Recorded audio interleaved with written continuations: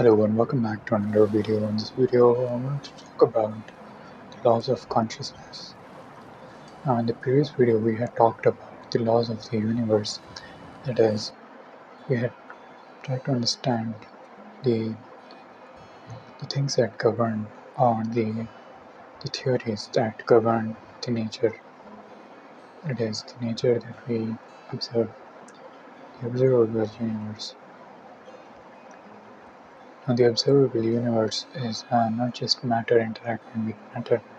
It is also the psychological phenomena around us, the mental phenomena of energy, the phenomena of everything related to observable universe, even the phenomena that includes human biology. And now we have tried to understand what the laws of the universe are and what laws of sociology, anthropology, etc., and many other categorizations of science have put light upon. And we've also discussed about the laws of religion and how religious leaders and spiritual leaders try to shine light on certain laws, certain hidden laws in the inner realms. We have tried to integrate and synthesize these to get a mindset, to get a framework of trying to approach the laws of the universe, the laws of observable universe. So if you haven't watched that video yet, I highly recommend you first watch that one before we get into this thing called consciousness. Now, first of all, I have to admit that there are no laws of consciousness. That, in the sense that there are no laws that govern consciousness. Consciousness is prior to observing or the observable universe. It is something that is like light just shining upon a dark object. Now, the source can never be found out, or the source can never be grasped, because consciousness is something that will never be an object. Now, the most reliable sources that are pointing towards this thing called the higher self or consciousness are the Ashtavakra Gita, the Ripu Gita, and many other traditions, especially in Hinduism. There are some esoteric texts that point towards this higher knowledge, the knowledge that is beyond all mental activity, the knowledge of the soul. Now, of course, there have been a lot of rishis and sages who have described the stages that a spiritual seeker goes through when he or she is seeking this ultimate truth. And there are phases that can be pointers or can be directions for a spiritual seeker, and they can either motivate or direct a person towards moving towards a higher unified view of the universe, moving towards the knowledge of the soul, or remaining in your original natural state, that is, remaining in consciousness. Obviously, there are phases to this, and there have been many books written about the phases of experience or the phenomena that happen when you are seeking the ultimate highest consciousness.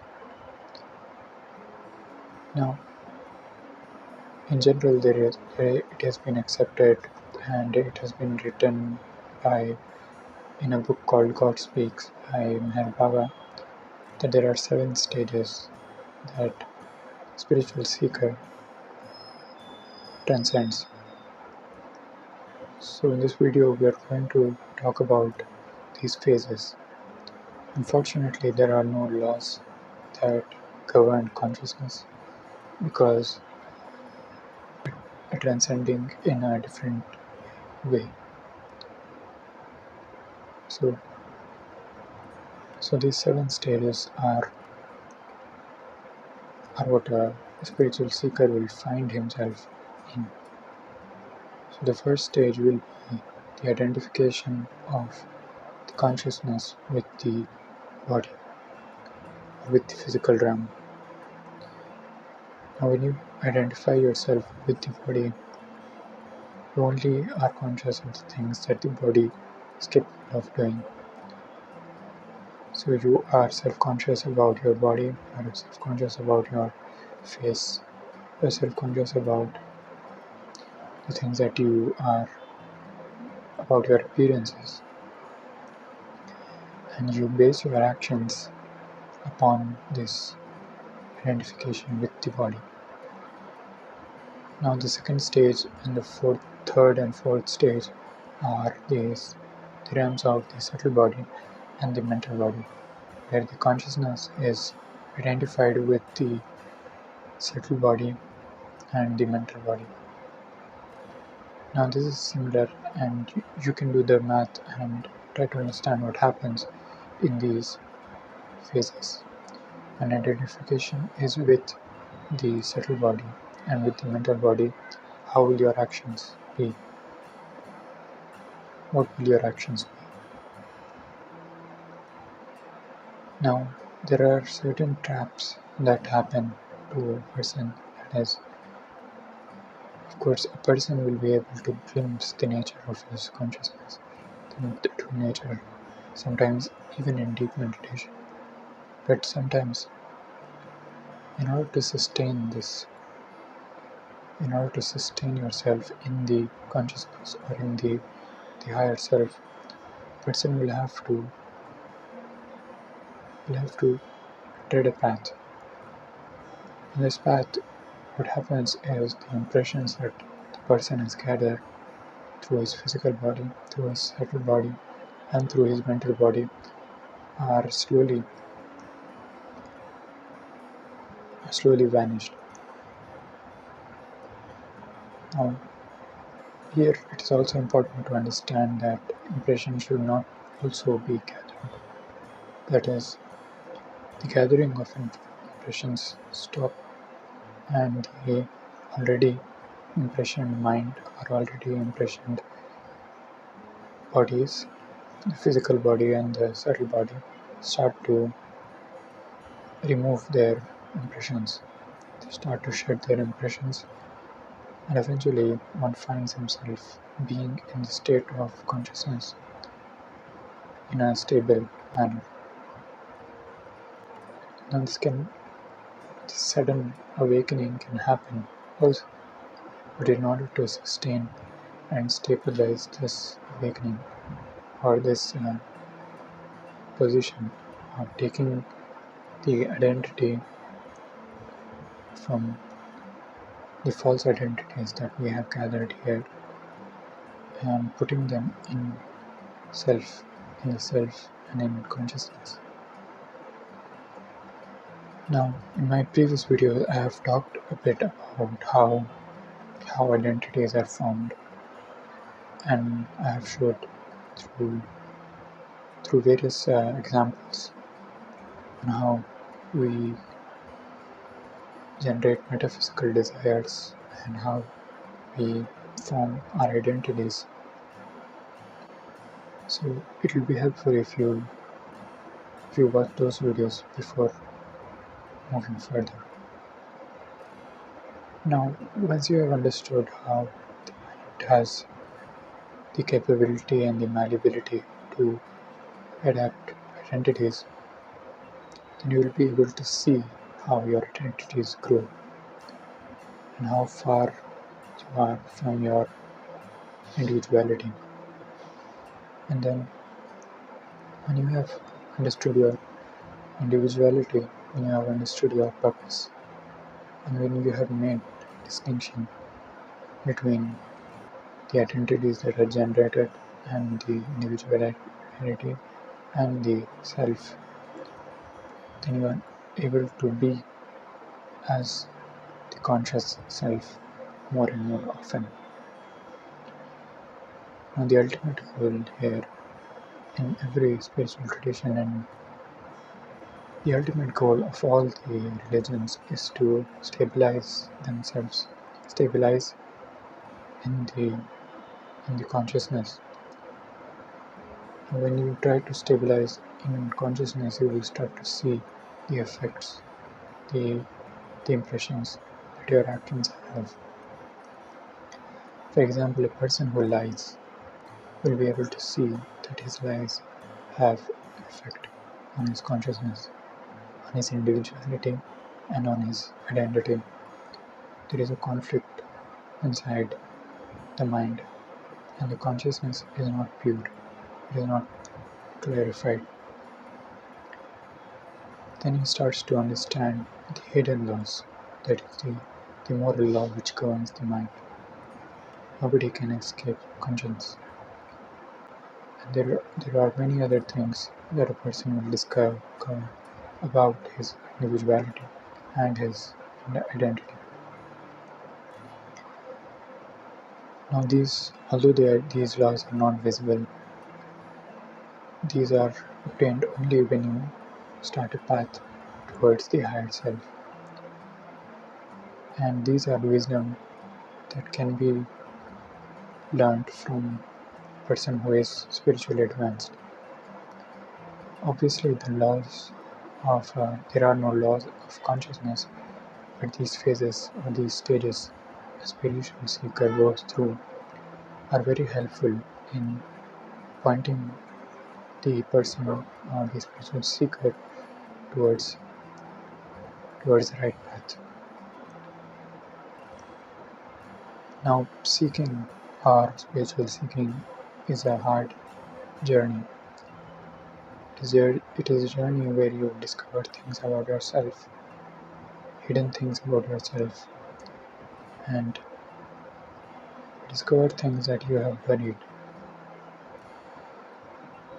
years ago, deep in your unconscious. You discover things from your unconscious that are so deeply unconscious that you are not even aware. You discover certain habits that you have that root from your childhood, and they have never even been looked at. You discover some things about yourself, about your lower self, about the animalistic self, about your desires. And in this discovery, you also discover fear, pain, anger, and many other detrimental emotions. So it is important for a spiritual seeker to seek a person who is spiritually advanced so that they can point out towards them, towards the path, and help them and guide them. I have certainly had many spiritual teachers who wouldn't, if it weren't for them, I would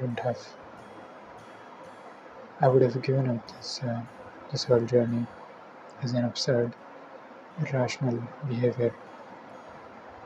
I wouldn't even have trusted the spiritual teachers. But then, a spiritual teacher can only lead you up to a certain limit. After that, it is up to a student. It is up to his. It depends on the courage. It depends on his willpower to face his fears, to face the things that are going to come up, to be able to be willing to change things in his life, to be able to willingly give up his pride, to surrender not just to the self, to the pure blissful self, but to surrender his ego, to give up his pride for truth. So there have been in the book God Speaks, there are 7 stages that a person travels. Now coming to the fourth stage, that is the critical stage of every spiritual seeker. And in this stage, person acquires abilities, person acquires siddhis, and is able to see things around him, able to perceive things that are in other people, and is able to manipulate things that are in this inner realm. Now he is given this power because he deserves it. But in this stage, the testing is even more high because now the nature of desires are changed. Now the desires move towards magic, towards witchcraft, towards avenging someone, and this can lead a person who is not guided to magic, to attain things in this world, to attain siddhis, to attain powers. Now our powers and our magic are egoic.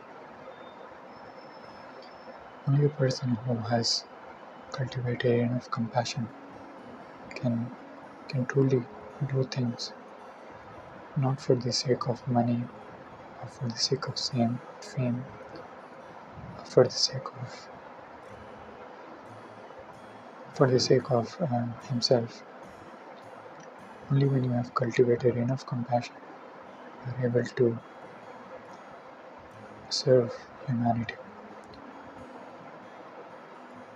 But the people in the fourth stage of consciousness are of course given a lot of power. They try to use this power for the benefit of the ego. Now, of course, there have been many instances where highly spiritually advanced people have used these powers to give a point, to give a teaching. But it is done under the direction of the highest realization. That is, only a person who has reached the highest stage, that is the seventh stage of consciousness, can come down to the fourth stage of consciousness and then do the act of magic or do the act of revelation, so that people will understand, people will believe. But the mind is always greedy. Even if a person comes down to the fourth stage, shows you a miracle, the mind will not believe it after a while.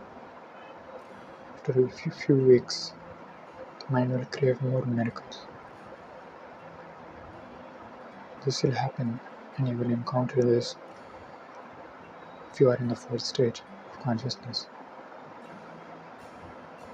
And then there are fifth and sixth stages in which you have transcended the fourth stage. Now in the fifth and sixth stage are the realms of